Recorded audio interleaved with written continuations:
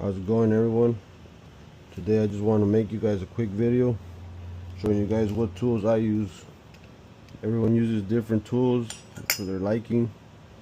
This is the tools that I use to take apart these Redcat Lowriders, whether it's to do upgrades, to just swap out to chrome parts, repairs, anything you need to do with Redcat Lowriders. I personally like these tools, so this is what I recommend people use when they're asking. Maybe you're new to the hobby, you're trying to see how to what tools to buy to repair your cars and stuff.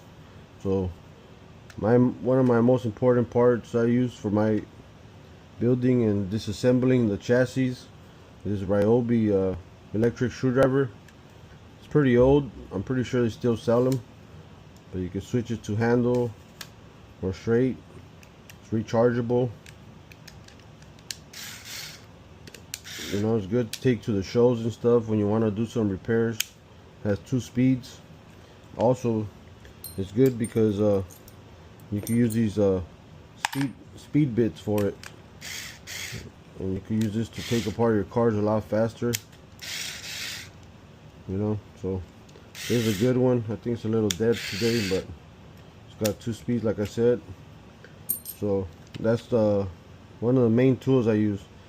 Ideally for this one, if you're taking something apart, this is why I like it.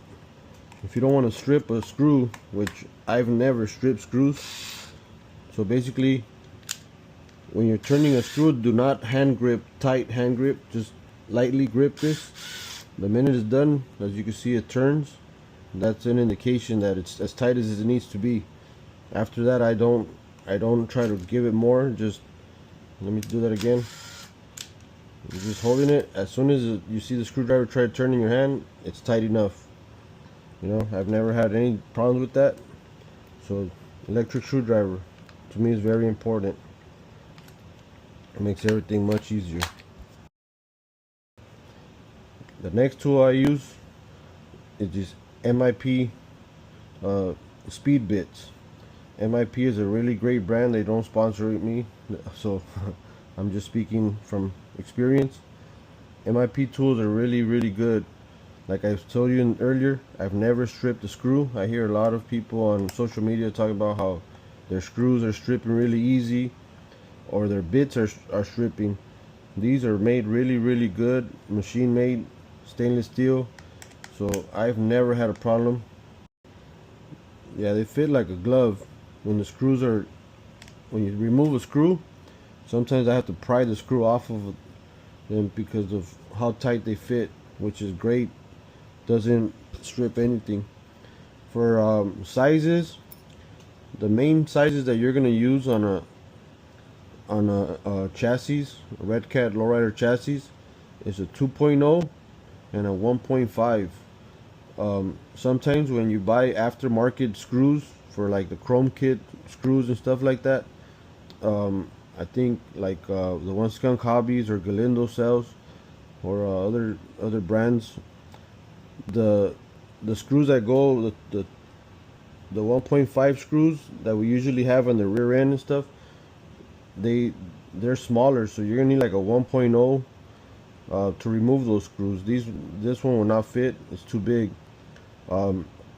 I know Redcat, when they provide like their chrome screws for the rear ends and stuff like that, it is 1.5. But these are the 2 sizes you use mostly. 1.5 and a 2.0. Some aftermarket parts require like a 2.5 and on, but these 2 are the most used in my builds. Like I said, they're really good. Sometimes you can't always use a speed bit, so it's always good to have the drivers as well. So like I said, I stick to MIPs. These are my 2 most common used to remove anything on this car. Obviously, after you go aftermarket, like I said, you're gonna need different sizes. But I believe everything is either 2.0 or 2.5 for the most part. So like I said, these are the really important. Other tools that are important to use is always important to have needle nose pliers.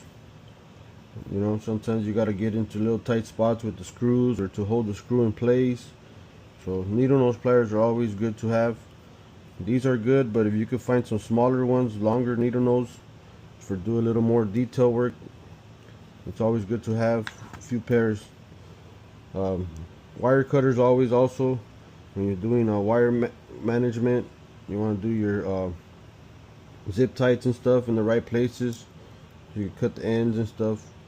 Or when you're cutting parts off of trees, like chrome parts off of trees and stuff, it's always good to have. Phillips screwdriver is always good as well. Sometimes you get a few Phillips screwdrivers and parts and stuff, so those are always good. And sometimes it's good when you have these screwdrivers that have the spinning tops, so that you could spin the top while you're turning the screwdriver. Those are always good. Speed bit as well. This is from Harbor Freight.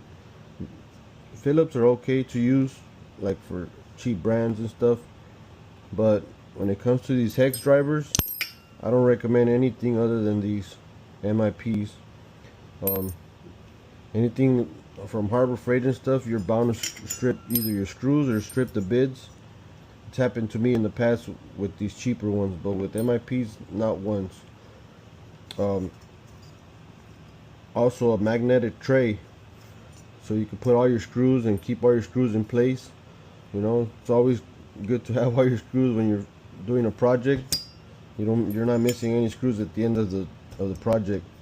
So these are very cheap at Harbor Freight, $5 or less, I believe. So you always want to have that.